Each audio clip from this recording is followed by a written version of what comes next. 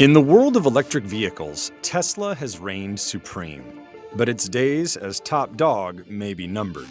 In China, the world's largest EV market, it's been losing ground to domestic automakers as a ruthless price war has inflamed an already competitive market. If Tesla had not had price cuts of 20 to 30%, they probably would have actually had sales drop last year. And there's one car maker in particular that has given Tesla a run for its money: Warren Buffett-backed BYD. The Chinese automaker logged 2.4 million new car insurance registrations in 2023, making it the top brand in China with a market share of 11%. I don't think anywhere in the history of the automobile has any company enjoyed such explosive growth in such a short period of time. BYD has grown into this powerhouse. You look at the monthly rankings, they're always at the top. In 2023, BYD produced more than 3 million new energy vehicles, which include plug-in hybrids and battery electrics, surpassing Tesla's production of 1.84 million cars. BYD is so much ahead of Tesla in China, it's almost ridiculous. Early on, Elon Musk was dismissive of BYD. Chinese car makers weren't taken seriously by their rivals. It used to be that foreign brands had the majority of the market share in China. Now it's Chinese brands. And when you look at the vehicles that these Chinese OEMs and Chinese brands are putting on the market, they are some very good vehicles. Now, they're a serious threat as they not only dominate the Chinese market, but have grand ambitions of expanding globally. In 2023, BYD's exports grew 334% to 242,765 vehicles across 70 countries.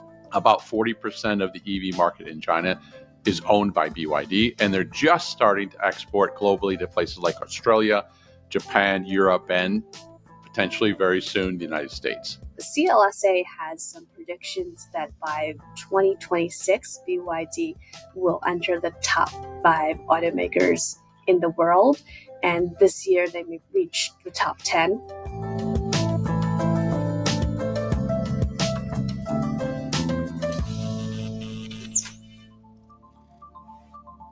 BYD, short for Build Your Dreams, was originally started as a battery company in 1995 by Wang Chuanfu in Shenzhen, China.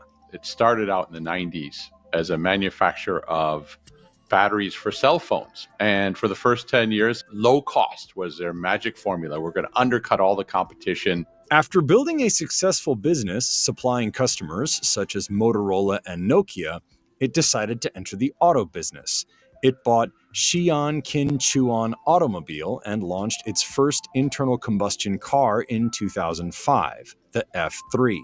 In 2008, it launched the F3DM, a plug-in hybrid EV.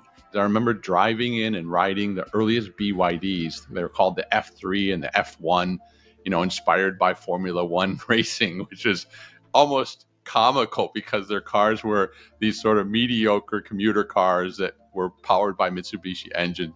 In 2010, it unveiled its first fully electric vehicle, the E6. It was progress, but it wasn't perfection still. Taxis would buy the electric vehicle because they got incentives to do so, but very few private individuals had any appetite for BYD cars. The company's auto division didn't see much growth through the 2010s. Sales increased, but only gradually. Profits on those sales were mediocre. In fact, in 2018 and 2019, BYD's sales year on year were declining. Up until very recently, it was on the fence whether or not it was going to make it as a car company. However, it managed to turn things around. In 2019, I saw some of their new products called the Tang and the Han, designed by German designers, world-class designers. And the first time you see, ooh, these are actually good-looking cars. There's potential here. In 2022, the company stopped production of its ICE vehicles, focusing on building battery electric and plug-in hybrids. The majority of their cars are in the mass market, so that helps with volume. And they've also not completely shifted into pure electric vehicle at once. BYD is backed by Warren Buffett's Berkshire Hathaway and considered entering the U.S. market in 2008, when Buffett acquired 10% of the company. Warren Buffett himself said, "I'm betting on the man. I don't understand the technology. I'm not sure about the China market. Will EVs take off or not? But this guy is 1 in a 10 million." So he recognized something special in Wang Chongfu. And it's with that he gave his blessing to an investment, about $250 million. A lot of the reason why he invested was because of the battery business, more so than the vehicle business. And that has grown dramatically along with their vehicle sales. BYD's stock is up over 1,400% since Buffett first invested. Berkshire Hathaway did pare down its stake in the company, selling more than 60% of its shares since last summer. Why would he draw down? So one is geopolitics. As he's mentioned with Taiwan, he said, "I don't like TSMC because of the location." Second thing going on, Tesla ignited a price war about 1 year ago at the end of 2022. And that price war has been ferocious, so much so that most EV makers in China are losing money today. There's only Tesla, BYD, and a couple others that are actually able to make a profit. At the core of BYD's winning strategy, price. Many of its vehicles undercut the competition. In Munich just a few months ago, they launched the Seagull, priced at, get this, $11,500. Very competitive in the segment of $35,000 and under. Its expertise in batteries, typically the most expensive part of an EV, has helped here as well. BYD designs, develop, engineers its own batteries at scale. So not only they have the capability and the capacity for their own products, but they're also supplying batteries globally with plans to build battery plants all over the world. They are one of the top companies in the world building lithium iron phosphate batteries in particular. They cost about 30 to 40% less per kilowatt hour to manufacture. And LFP batteries are also extremely durable. They last a long time. As a leader in battery technology, it actually supplies batteries to other car makers like Tesla, Toyota, and Kia. In 2020, it launched the Blade, a lithium iron phosphate battery that the company touted as a breakthrough in high energy density with high levels of safety. By many accounts, BYD's Blade battery is best in class globally right now. What they've done essentially is to maximize the energy density, and this is attractive to everyone. It makes trucks, buses, and other vehicles as well. The company actually builds and sells electric buses in the US at a factory in Lancaster, California. They have had a big business in the commercial fleet vehicles, including buses in the US, Latin America. But its passenger cars are what account for the majority of its sales. The company offers several models at a variety of price points.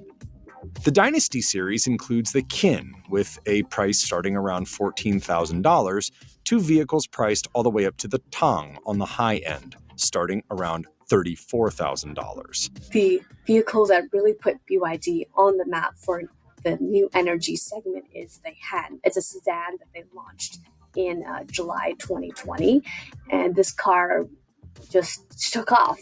The Ocean series appeals to younger consumers and features the Seagull, BYD's smallest car, with a starting price around $10,000, up to the Seal, a sedan that starts around $22,000. When they released the Dolphin and Seal models, one of the things that I was told was, well, we have many different colors. It's supposed to appeal more to young families and especially women. BYD has also introduced vehicles under luxury sub-brands Denza, Yangwang, and Fengcheng Bao. Denza, a joint venture with Mercedes-Benz created in 2010, introduced a few EVs for the Chinese market before undergoing a restructuring in 2021. Mercedes has since reduced its share to 10%, but BYD has continued to develop new vehicles, starting with the D9, a luxury minivan, the N7, a direct competitor to the Tesla Model Y, and the N8, a larger SUV. Yangwang, created in 2023, targets the high-end segment with a supercar, the U9, and a luxury SUV, the U8. Details of its next car, the U7, recently revealed it will have quad electric motors with a range around 500 miles. Fengcheng Bao, also created in 2023, launched its first vehicle, the Bao 5, in November last year. Yangwang is definitely BYD's effort to enter that really luxury segment of the market. I mean, the cars are either extremely gigantic or they're in the sports car category, which is very different from BYD's other cars. Most automakers at some point in their history try to create halo vehicles that will reflect well on the rest of the brand and create an image for the brand. And BYD is no different. It's a sign of their growing confidence. Say, look, we can do what Ferrari or Lamborghini or Porsche can do just as well, if not better. Being the leading electric car maker in China, BYD has set its sights on bringing its cars to other markets. Starting around 2018, 2019, market slowed and margins started to drop. And all Chinese automakers said, uh-oh, if we stay still in our domestic market, we're going to drown in overcapacity and hyper competition. And we're already seeing that play out. It's already a major player in Southeast Asia, where it has 43% market share in EVs, and is currently the top-selling EV maker in Thailand, Brazil, Colombia, and Israel. In Thailand, they were basically non-existent in the market a year ago, and just in the last few months, they've become the top-selling car brand. And I believe they also have targets to double their sales in the Philippines and Singapore this year. Last year, the company started selling in Mexico and is looking to enter Japan. They just are launching the Dolphin in Mexico now, increasingly growing into other markets in South America where Tesla doesn't really have as much of a presence right now.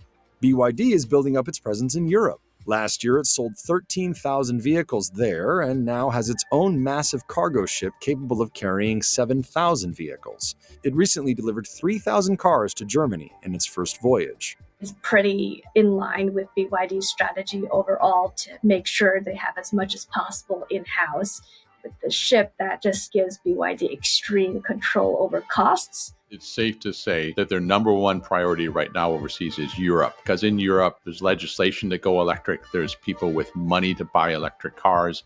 There's decent charging infrastructure. The company has said it will open its first European plant in Hungary, but the Chinese automaker is facing obstacles abroad. The EU in the last couple months has announced they're going to be investigating subsidies that went into the production of Chinese-made electric vehicles. The EU Commission saying, hey, we don't believe your costs. We think that you're probably dumping or over-subsidizing your products, and that's why you're so competitive here.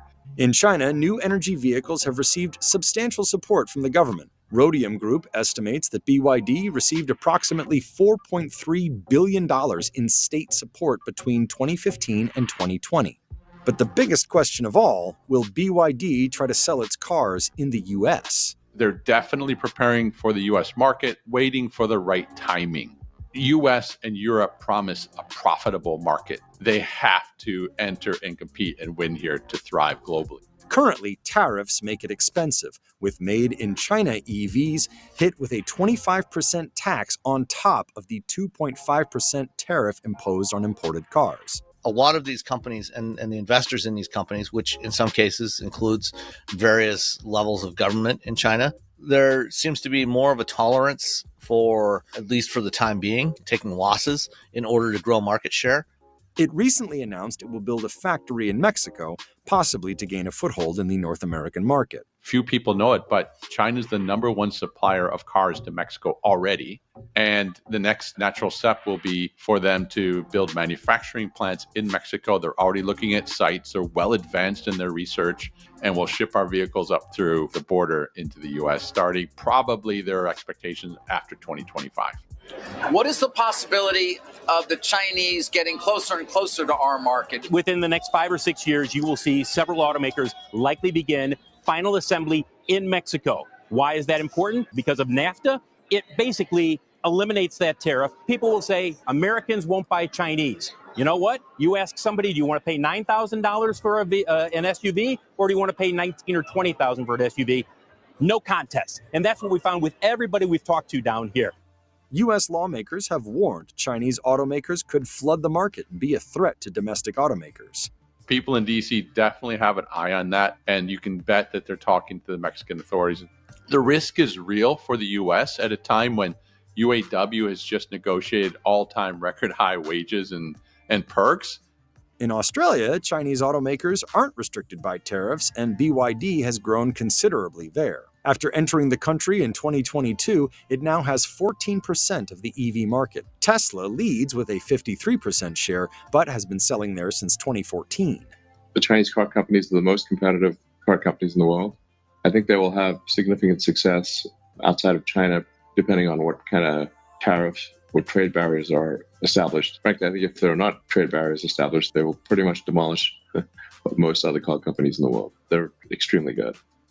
But with China becoming such an automotive powerhouse, it may be hard to keep its ambitions at bay. Chinese automakers have learned very quickly how to produce really appealing vehicles. They're more affordable, and they're arguably, in many respects, better vehicles. The rest of the industry has reason to be scared. China today has capacity to deliver half of the world's demand for vehicles. Half.